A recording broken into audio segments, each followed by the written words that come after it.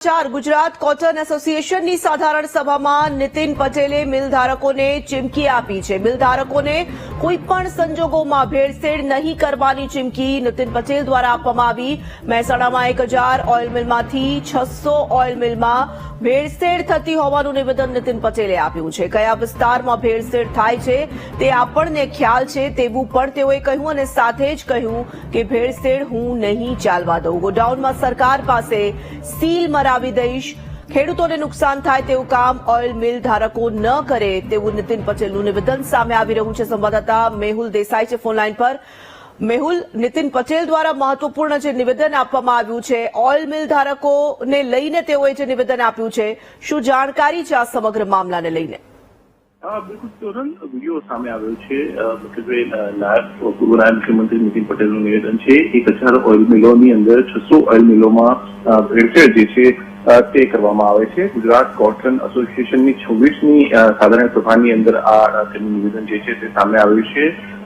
જાહેરમાં નહીં બોલું, તમે બધા જાણો છો તેવું પણ તેમણે આ વિડીયોની અંદર જે છે તે બોલતા કહ્યું છે। અને જૂનો જે માલ હોય તે 3 વર્ષનો ભોગ પડ્યો હોય છે અને આવી બાબતો જે છે તેને લઈને તેનું સીધું નિવેદન જે છે તે સામે આવ્યું છે। અનેકવાર પૂર્વ નાયબ મુખ્યમંત્રી નીતિન પટેલ જાહેરમાં કેટલાક નિવેદનો જે છે તે ચોક્કસથી આપી ચૂક્યા છે અને જે સ્પષ્ટ વક્તા જે છે અને તેમને પણ આ મુદ્દાને લઈને હવે જે છે વધુ એક વિવાદ છંછેડ્યો છે અને ઓઇલ મિલોમાં થતી ભેળસેળ જે છે તે ભેળસેળ ઉપર સીધો સવાલ જે છે તે ઉઠાવ્યો છે। સરકાર જે છે તે સીલ લગવા બધા ગોડાઉનની અંદર જે છે તે લાગી જશે તે પ્રકારનું નિવેદન હિન્દીમાં પણ તેમણે આપ્યું છે। અનેક મુદ્દાઓ જે છે તેમના આ સ્પીચની અંદર જે સાધારણ સભા હતી તેની અંદર તેમણે કહ્યું છે ઓઇલ મિલ वाले को नुकसान हो, किसान को नुकसान हो, ખેડૂતો को नुकसान हो, ऐसा गलत नहीं करने का આ પ્રકારનું નિવેદન તેમનું જે છે તે હિન્દીમાં રહ્યું છે અને તેમનું આ નિવેદન જે છે તે સોશિયલ મીડિયા પર પણ જોવા મળ્યું છે।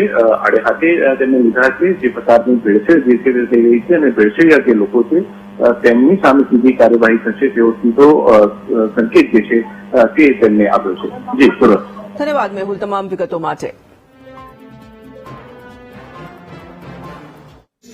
લગભગ 1000માં 600 મિલો ભેળસેળ વાળી છે। કયા વિસ્તારની છે મારે જાહેરમાં નથી બોલવું, તમે બધા જાણો છો। કરનારા જાણે છે, ત્યાં વાળા જાણે છે, લેનારા જાણે છે ને એમસીડીએસ વાળાએ કીધું એ સારું કીધું એટલે જ મેં ચર્ચા કરાવડાવી। નીતિ એનું પ્રચાર કરી જતા રહે તમને વાયદાનું ચાલુ કરાવી દે, તમારો પ્રશ્ન ઉભો રહી જાય એટલે જ મેં ભાઈને કોલભાઈ કીધું ભાઈ પ્રશ્નો તો નહીં કરાવો। આ પેલા ભાઈએ કીધું લાખોડા વાળાએ 3 વર્ષ પહેલાનો ફોન અત્યારે પડ્યો ભાઈ ऐसे नहीं चलेगा, ये करो कुछ, हाँ वरना मैं क्या करूंगा समझ लो, मैं सरकार से सील लगवा दूंगा सब गुनाहों को, इसमें कोई की नहीं, किसी की नहीं करेगा। अगर कड़ी वाले को नुकसान होगा, ऑयल मिल वाले को नुकसान होगा, किसान को, पशुपालक को नुकसान होगा। ऐसी भेलसेल वाला जो खरी आप बेचते हो वो नहीं चलेगा। ગુજરાત કોટન એસોસિએશનની સાધારણ સભા મળી હતી જેમાં પૂર્વ નાયબ પ્રધાન નીતિન પટેલ ખાસ ઉપસ્થિત રહ્યા હતા અને ત્યાં તેઓએ જે નિવેદન આપ્યું છે મિલધારકોને તેઓએ કડક શબ્દોમાં ચીમકી ઉચ્ચારી છે। મિલધારકોને કોઈ પણ સંજોગોમાં ભેળસેળ નહીં કરવાની એક સલાહ અને સૂચન પણ આપવામાં આવ્યું છે, સાથે જ તેને ચીમકી પણ કહી શકાય। તેઓએ કહ્યું કે મહેસાણામાં 1000 ઓઇલ મિલમાંથી 600 ઓઇલ મિલમાં ભેળસેળ કરવામાં આવે છે। ખૂબ જ મહત્વપૂર્ણ અને મોટું આ નિવેદન છે।